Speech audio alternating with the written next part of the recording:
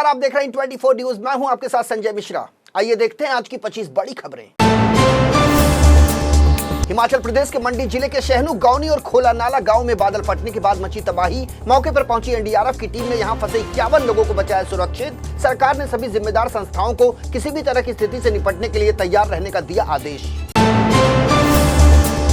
देश के विभिन्न हिस्सों के लिए मौसम विभाग ने जारी किया अलर्ट, जिसमें बताया गया है कि आने वाले दिन पहाड़ों के लिए है बेहद चुनौती भरे। हिमाचल उत्तराखंड के लिए रेड अलर्ट, तो वहीं दिल्ली, एनसीआर और उत्तर प्रदेश के लिए ऑरेंज अलर्ट जारी। अलग अलग हिस्सों में मौसम विभाग ने जताया बारिश का पूर्वानुमान।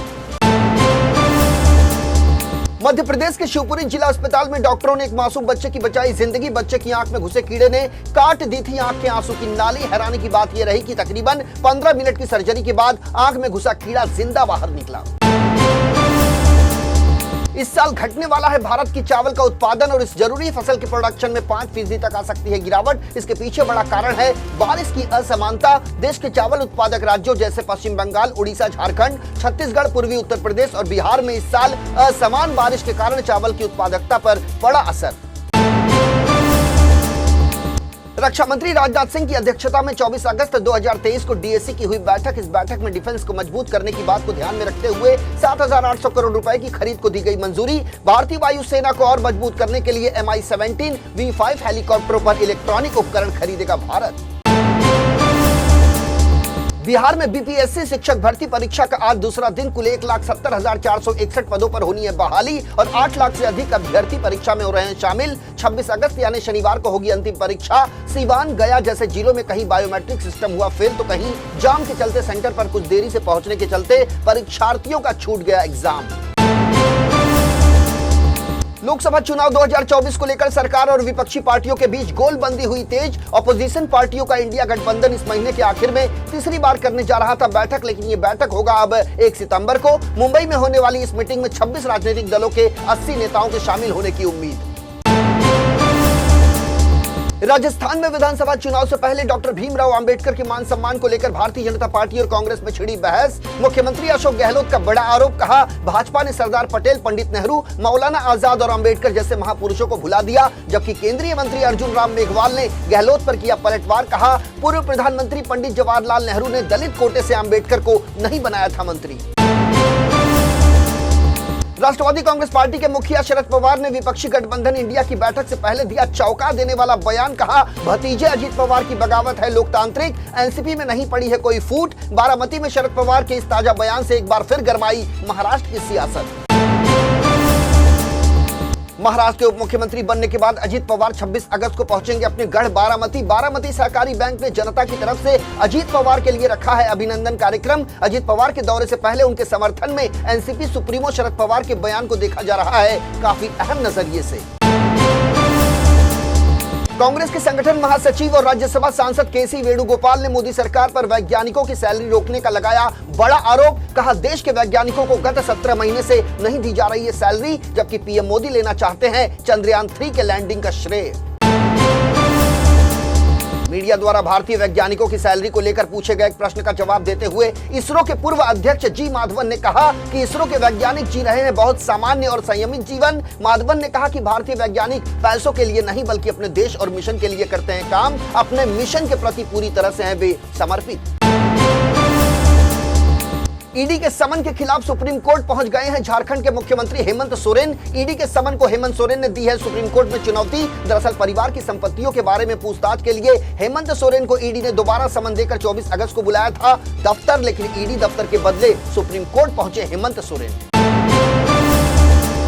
कवियत्री मधुमिता शुक्ला हत्याकांड में सालों से सजा काट रहे बाहुबली नेता अमरमणि त्रिपाठी और उनकी पत्नी मधुमणि को रिहा करने का यूपी के राज्यपाल ने जारी किया आदेश। 16 साल से अधिक समय से दोनों पति पत्नी थे जेल की 4 दीवारी में कैद। आज का दिन दोनों के लिए गोरखपुर जेल से रिहाई का दिन। वहीं दूसरी ओर मधुमिता शुक्ला की बहन निधि शुक्ला ने जताई यूपी सरकार के इस आदेश पर हैरानी। मधुमिता शुक्ला हत्याकांड में दोषी अमरमणि त्रिपाठी की रिहाई पर रोक लगाने से सुप्रीम कोर्ट ने किया इनकार। अदालत में मधुमिता की बहन की अपील पर उत्तर प्रदेश सरकार को नोटिस जारी करते हुए मांगा 8 सप्ताह में जवाब। 16 साल से जेल की सलाखों के पीछे कैद थे अमरमणि त्रिपाठी और उनकी पत्नी मधुमणि त्रिपाठी। मुंबई पुलिस के कंट्रोल रूम में आया धमकी भरा कॉल। धमकी देने वाले ने कहा विमान में रखा गया है बम। इसके बाद हरकत में आई एजेंसी ने मुंबई एयरपोर्ट पर ली चप्पे चप्पे सघन तलाशी, लेकिन नहीं मिली कोई संदिग्ध वस्तु। मुंबई पुलिस को 1 महीने में बम होने की चौथी बार मिली धमकी। आईआईटी बॉम्बे को अपने परिसर में एक हरित ऊर्जा और स्थिरता अनुसंधान केंद्र स्थापित करने के लिए एक पूर्व छात्र से मिला 160 करोड़ रुपए का गुप्त दान। इस मौके पर आईआईटी बॉम्बे के निदेशक सुभाषित चौधरी ने किया मंदिरों का जिक्र, जहां लोग दान पात्र में देते हैं दान। कहा यह हमारे लिए सबसे दुर्लभ अवसरों में से एक है जब हमें इतनी बड़ी राशि के रूप में मिला है गुप्त दान। भारतीय क्रिकेटर विराट कोहली ने गुरुवार को अपना योयो टेस्ट का स्कोर इंस्टाग्राम पर कर दिया पोस्ट। तो भारतीय क्रिकेट कंट्रोल बोर्ड के अधिकारी कोहली की इस हरकत से हुए नाराज। बोर्ड ने खिलाड़ियों को साफ तौर पर कहा कि ऐसी बातें रहनी चाहिए गोपनीय और उन्हें सार्वजनिक करना अनुबंध का उल्लंघन। शतरंज के महान भारतीय खिलाड़ी रमेश बाबू प्रज्ञानंदा विश्व कप के फाइनल में नॉर्वे के विश्व नंबर 1 मैग्नस कार्लसन से भले ही हुए पराजित, लेकिन चेन्नई के 18 वर्षीय इस शतरंज के खिलाड़ी के लिए फाइनल में कार्लसन के खिलाफ खेलना ही एक बड़ी उपलब्धि के समान। वो कहते हैं कि ये उनकी मां नागमणि का साथ और उनका आशीर्वाद है जिसने इस टूर्नामेंट में उन्हें प्रदान की है मजबूती। 25 अगस्त के दिन का इतिहास एक महान शख्सियत की इस दुनिया से रुखसती के लिए है दर्ज। ये बात 2012 की है जब चांद पर पहला कदम रखने वाले अमेरिकी एस्ट्रोनॉट नील आर्मस्ट्रांग की 82 साल की आयु में 25 अगस्त को हुई थी मौत। महासागर में दफन किया गया था उनका पार्थिव शरीर। अमेरिका के एक थिंक टैंक ने अपनी रिपोर्ट में किया बड़ा दावा, कहा धर्म के आधार पर नहीं हुई है मणिपुर में हिंसा। थिंक टैंक की रिपोर्ट के मुताबिक जनजातियों में आपस में अविश्वास, आर्थिक प्रभावों का डर, ड्रग्स, उग्रवाद और इतिहास में घटी घटनाएं हिंसा के लिए मुख्य रूप से जिम्मेदार। रिपोर्ट में यह भी कहा गया है कि मणिपुर की हिंसा में विदेशी हस्तक्षेप से भी नहीं किया जा सकता इनकार।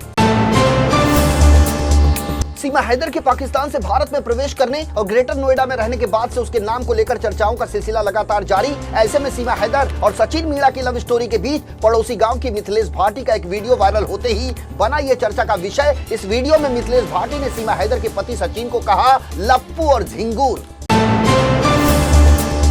दक्षिण अफ्रीका में हुए ब्रिक्स शिखर सम्मेलन में 6 नए देश को इस संगठन में शामिल करने पर बनी सहमति। भारत ने ब्रिक्स के विस्तार का किया नेतृत्व, तो वहीं चीन की अपने समर्थक देशों को शामिल कराने की चाल को किया विफल। भारत की अहम भूमिका के बाद मिस्र, यूएई, अर्जेंटीना, ईरान, सऊदी अरब और इथियोपिया को मिला ब्रिक्स में स्थायी सदस्य के रूप में शामिल होने का मौका। यूएई समेत सभी देशों ने की भारत की भूमिका की जमकर तारीफ। अमेरिका के पूर्व राष्ट्रपति डोनाल्ड ट्रंप ने गुरुवार को जॉर्जिया चुनाव धोखाधड़ी मामले में फुलटन काउंटी जेल में खुद को किया सरेंडर। इस दौरान उन्हें अरेस्ट किया गया। वो करीब 20 मिनट तक जेल में रहे। अमेरिका के पूर्व राष्ट्रपति डोनाल्ड ट्रंप का ऐतिहासिक मग शॉट लेने के बाद उन्हें $2 लाख के बॉन्ड पर किया गया रिहा। हालांकि डोनाल्ड ट्रंप ने इस दौरान खुद को बताया निर्दोष। 30 और 31 अगस्त को मुंबई में प्रस्तावित विपक्षी पार्टी इंडिया की मीटिंग अब सितंबर की 1 तारीख को होगी। बिहार के मुख्यमंत्री नीतीश कुमार ने पटना में की इस नई तारीख की पुष्टि। 23 जून को पहली बार पीएम मोदी के नेतृत्व वाली केंद्र सरकार के खिलाफ देश भर के भाजपा विरोधी दलों की पटना में बैठक कराने वाले नीतीश कुमार ने कहा कि मुंबई में की जाएगी। बेंगलुरु की दूसरी बैठक के आगे की बात। ज्यादातर लोग 31 अगस्त को पहुंचेंगे मुंबई और उसके दूसरे दिन यानी शुक्रवार को लेंगे विपक्षी इंडिया की बैठक में हिस्सा। तो ये थी आज की 25 बड़ी खबरें। देश और दुनिया की ताजा तरीन खबरों के लिए बने रहिए इन 24 न्यूज के साथ। पूरी टीम के साथ मुझे यानी संजय मिश्रा को दीजिए इजाजत। नमस्कार।